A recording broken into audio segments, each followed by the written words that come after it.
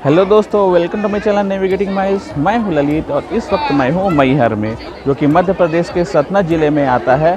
और यहां मां शारदा का प्रसिद्ध मंदिर है, जो कि भारत के 52 शक्तिपीठों में से एक है। तो फिर आप मैहर कैसे आ सकते हैं, यहां घूमने की और कौन कौन सी जगह है, यहां दर्शन कैसे करें, खाने और रुकने की क्या व्यवस्था है, ये सब चीज़ मैं आपको इस वीडियो में बताऊँगा।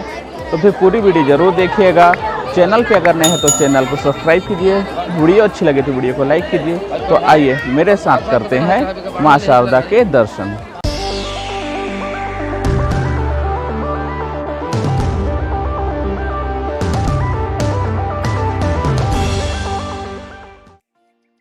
मां शारदा का मंदिर मध्य प्रदेश के मैहर में स्थित है, जो कि एक शक्तिपीठ भी है। यह विंध्य पर्वत श्रेणी की त्रिकुट पर्वत की चोटी पर करीब 600 फीट की ऊंचाई पर स्थित है। यहाँ मां सती के गले का हार गिरा था, इस वजह से इस जगह का नाम माई का हार यानी मैहर पड़ा। यहाँ आने के लिए नजदीकी रेलवे स्टेशन मैहर ही है, जहाँ से मंदिर की दूरी लगभग 1.5 से 2 किलोमीटर की है। दूसरा नजदीकी रेलवे स्टेशन सतना जंक्शन है, जहां से इसकी दूरी लगभग 42 किलोमीटर की है। और सबसे नजदीकी एयरपोर्ट खजुराहो एयरपोर्ट है, जहां से इसकी दूरी लगभग 104 किलोमीटर की है। ये जगह सतना से लगभग 42 किलोमीटर, रीवा से लगभग 70 किलोमीटर, कटनी से लगभग 72 किलोमीटर, जबलपुर से लगभग 140 किलोमीटर, प्रयागराज से लगभग 220 किलोमीटर, भोपाल से लगभग 472 किलोमीटर और रायपुर से लगभग 480 किलोमीटर की दूरी पर स्थित है। रेलवे स्टेशन के पास से 20 रुपए पर हेड की शेयरिंग ऑटो करके मैं पहुंच गया मां शारदा के मंदिर। अगर आप अपनी पर्सनल व्हीकल से आते हैं तो ये है यहाँ का पार्किंग स्टैंड, और उसके पीछे जो पहाड़ है उसी की चोटी पर है मां शारदा का मंदिर। मां शारदा के मंदिर तक जाने के 3 रास्ते हैं। पहला रोपवे के माध्यम से, जिसका किराया 150 रुपये पर हेड लगता है। दूसरा आप सीढ़ियों से भी जा सकते हैं, जिसमें ऊपर माता के मंदिर तक जाने के लिए 1063 सीढ़ियाँ हैं। और तीसरा आप आधे रास्ते तक टैक्सी से जा सकते हैं। टैक्सी वाला आपको यहाँ लाके छोड़ देगा, उसके बाद यहाँ से आपको 151 सीढ़ी चढ़नी पड़ेगी। ये सामने जो रास्ता जाता है ये रोपवे काउंटर के लिए है। अगर आप सीढ़ियों से जाना चाहते हैं तो उसका रास्ता इस तरफ से है। ये सामने जो टिकट काउंटर है ये है यहाँ के रोपवे का टिकट काउंटर, और वहीं पे जूते चप्पल उतारने के लिए शू स्टैंड भी बना है। यहाँ आपको माता रानी में चढ़ाने के लिए बहुत सारे प्रसाद के स्टॉल्स देखने को मिल जाएंगे, और जहाँ से आप प्रसाद खरीदेंगे वहीं आप अपना जूता चप्पल भी उतार के रख सकते हैं। ये जहाँ से सीढ़ियाँ चालू होती है उसके भी पास में आपको बहुत सारे प्रसाद के स्टॉल्स देखने को मिल जाएंगे। मेरा सजेशन रहेगा कि आप यहीं कहीं से प्रसाद खरीदिए, ताकि आप अपना जूता चप्पल जहाँ से सीढ़ियाँ चालू होती है उसके आसपास में ही उतार सकें। वो एकदम दूर जहाँ से रोपवे काउंटर के एंट्री गेट है वहाँ पे उतारने की ज़रूरत नहीं है। अगर आप सीढ़ियों से जाते हैं तो, अगर रोपवे से जाते हैं तो रोपवे टिकट काउंटर के पास में ही शू स्टैंड बना हुआ है।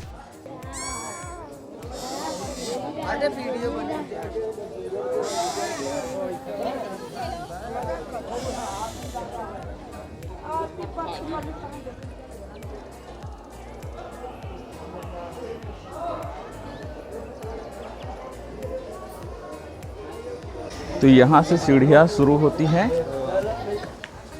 यहाँ से माता के मंदिर तक जाने के लिए कुल 1063 सीढ़ियाँ हैं।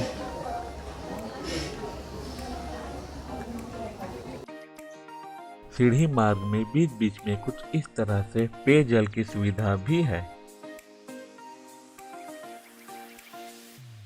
मैहर में मां शारदा के वर्तमान मंदिर की स्थापना सन 502 ईस्वी में की गई थी।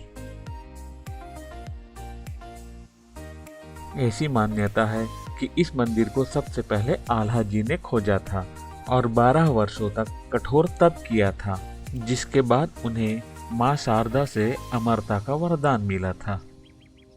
इस मंदिर में माता की पूजा करने आल्हा आज भी रोज आते हैं। जैसे जैसे आप सीढ़ियाँ चढ़ते जाएंगे आपको कुछ इस तरह का खूबसूरत नज़ारा देखने को मिलेगा। और बीच बीच में रेस्ट करने के लिए कुछ इस तरह से बेंचेस भी बनाए गए हैं। मां शारदा का यह मंदिर सुबह 5 बजे से लेकर रात्रि 9 बजे तक खुला रहता है और मेले और नवरात्र की अवधि में टाइमिंग में थोड़ा सा बदलाव किया जाता है।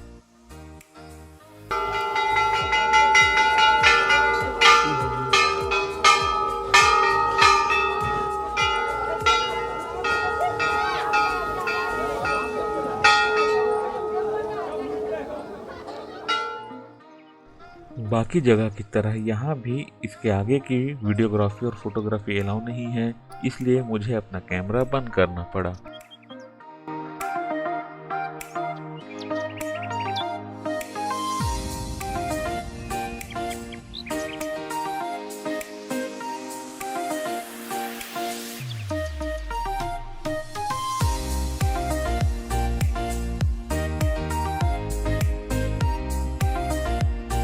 मां शारदा के मंदिर के बगल में ही भैरव बाबा का यह मंदिर है।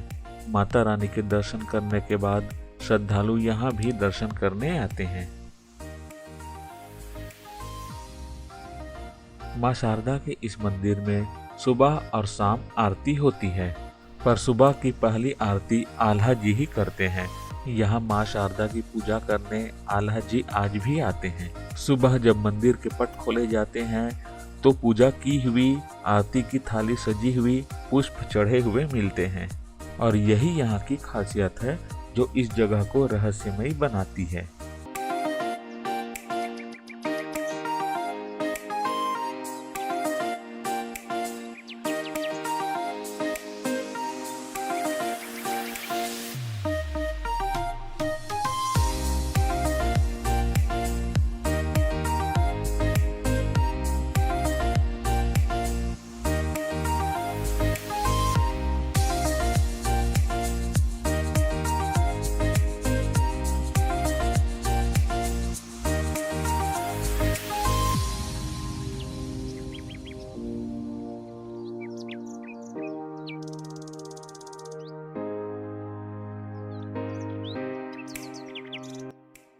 इसके बाद मैं चल पड़ा गुफा की तरफ, जिसके लिए साइड से बने रास्ते से थोड़ा नीचे की तरफ जाना होता है।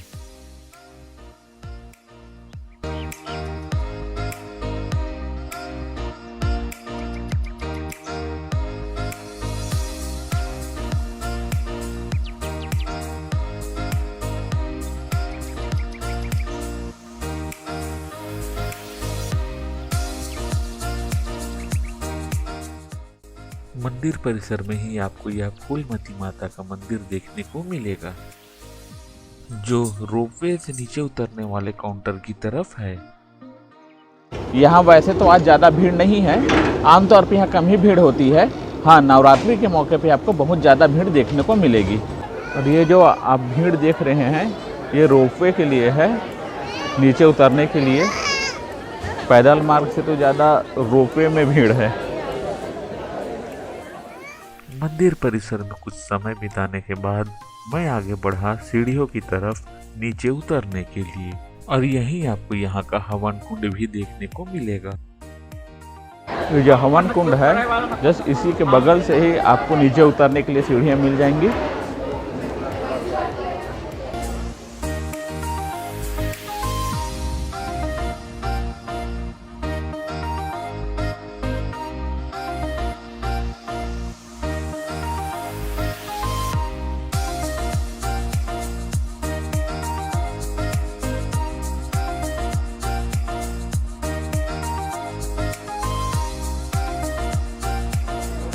तो माँ शारदा के दर्शन करके मैं नीचे आ गया हूँ।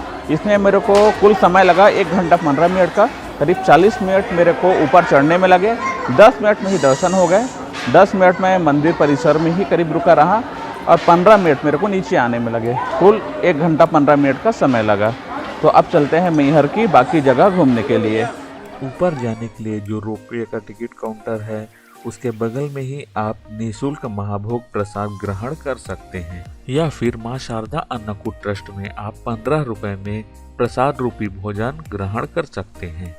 ये जो रोपवे का एंट्री गेट है, इसके जस्ट सामने ही माँ शारदा अन्नकूट ट्रस्ट द्वारा भंडारा चलाया जाता है।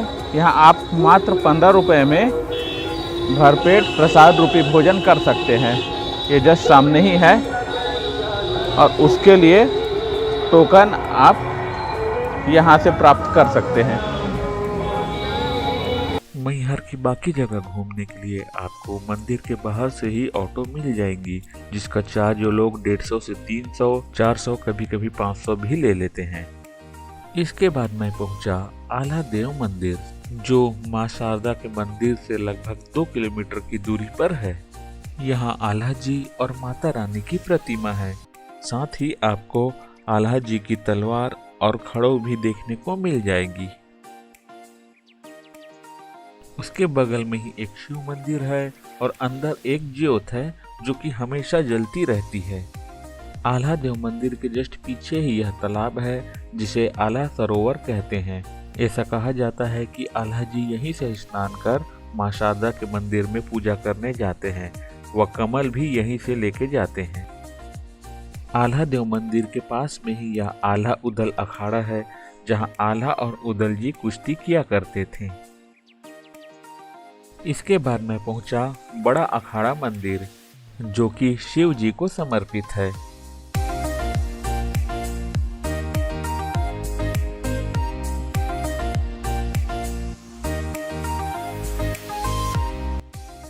बड़ा अखाड़ा मंदिर के अंदर आपको कुल 108 शिवलिंग देखने को मिलेंगे।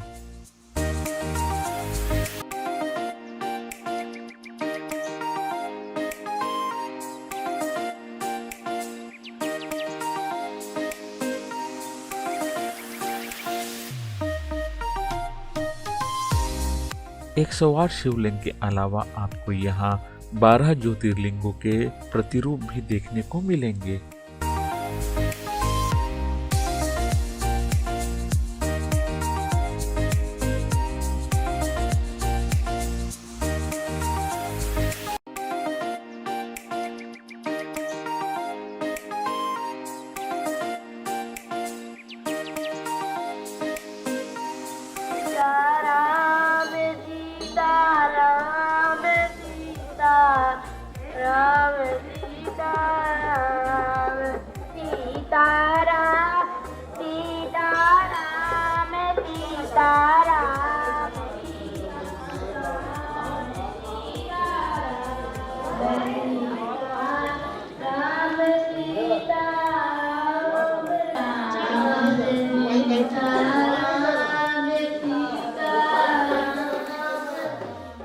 इसके बाद मैं गया बड़ी माई मंदिर।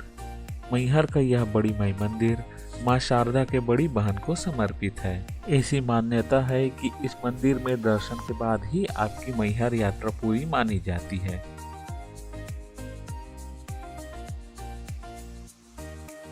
इसके बाद मैं गया प्राचीन गोलामठ मंदिर, जो कि भगवान शिव को समर्पित है। वैसे तो यहाँ बहुत कम लोग आते हैं, इसलिए यहाँ ज्यादा भीड़ नहीं रहती। हाँ, सोमवार और महाशिवरात्रि के दिन यहाँ ज्यादा भीड़ मिलेगी। मैं जब यहाँ गया तो कुछ कंस्ट्रक्शन और रिनोवेशन का काम चल रहा था। इसके अलावा यहाँ प्राचीन चंडी देवी मंदिर भी है, जो रेलवे स्टेशन के पास में ही है। आप चाहे तो यहाँ भी दर्शन करने आ सकते हैं। इन सब के अलावा मैहर का यह इच्छा पूर्ति मंदिर भी काफी फेमस है, जो शाम को 4 बजे से लेकर के रात्रि 8:30 बजे तक खुला रहता है। यह मंदिर शाम को लाइट में और भी खूबसूरत लगता है। आप मैहर आए तो यहाँ भी जरूर आए। अब बात कर लेते कि मैहर घूमने में आपको कितना समय लगेगा और कितना खर्चा आएगा। देखिए, मैहर घूमने के लिए तो मात्र 1 दिन का ही समय काफ़ी है। आप सुबह आ रहे हैं तो पूरे जगह घूम करके माँ के दर्शन करके शाम तक के वापस जा सकते हैं। यानी आपको यहाँ होटल लेने की भी कोई ज़रूरत नहीं है। अगर आप होटल लेते हैं तो 500 से लेकर के 1500 रुपये तक के होटल मिल जाएंगे। बेटर रहेगा आप रेलवे स्टेशन के पास रूम लें। आप बस स्टैंड के पास भी रूम ले सकते हैं। अगर आप सिंगल हैं तो आप 500 वाला रूम लीजिए। अगर आप फैमिली के साथ है तो मैं सजेस्ट करूँगा 1000 या उससे ऊपर का रूम लीजिए, क्योंकि 500 रुपये 600 रुपये वाला रूम फैमिली के साथ के लिए सूटेबल नहीं है। और हाँ, सबसे मेन बात, जब भी आप मैहर आएँ और होटल लें, सबसे पहले होटल में पूरा क्लियर कर लें कि यहाँ चेकआउट कितने घंटे का है। कुछ होटल 12 घंटे का देते हैं, कुछ होटल 24 घंटे का देते हैं। और यहाँ पे ज़्यादातर होटल्स जो है सिंगल्स को रूम नहीं देते। पता नहीं क्यों, मैंने पता किया तो बताया कि लगातार 2-3 इंसिडेंट्स ऐसे हो गए हैं कि कुछ लोगों ने सिंगल रूम लिया था, फिर उन्होंने होटल रूम में ही सुसाइड कर लिया। इस वजह से यहाँ पे मैक्सिमम होटल जो है सिंगल्स को रूम नहीं देते हैं। लेकिन हर होटल से ऐसा नहीं है। रेलवे स्टेशन के आसपास आपको सिंगल्स के लिए रूम मिल जाएंगे। हाँ, बस स्टैंड के पास ये समस्या है। और ये जो 12 घंटे वाला जो चेकआउट वाला जो लफड़ा है, ये भी आपको बस स्टैंड के आसपास के होटल में ही देखने को मिलेगा। ये रेलवे स्टेशन के आसपास में बहुत ही कम देखने को मिलेगा। अब बात करते हैं खर्चे की कि आपको मैहर घूमने में कितना खर्चा आएगा। देखिए, अगर आप रेलवे स्टेशन के पास रूम लेते हैं तो 20 रुपये शेयरिंग बेसिस पे आप माँ शारदा के टेम्पल तक आ सकते हैं। अगर आप रोपवे करते हैं तो 150 रुपये पर हेड है। अगर सीढ़ियों से आना चाहते हैं तो 150 रुपये को एक्सक्लूड कर लीजिए। रोपवे जाने के लिए जो गेट है उसके जस्ट सामने ही माँ शारदा अन्नकूट ट्रस्ट का भंडारा चलता है। वहाँ आप 15 रुपये में प्रसाद रूपी भोजन कर सकते हैं। उसके अलावा अगर आप खाना खाना चाहते हैं तो यहाँ 60 रुपये से लेकर के 120 रुपये तक की थाली मिलती है।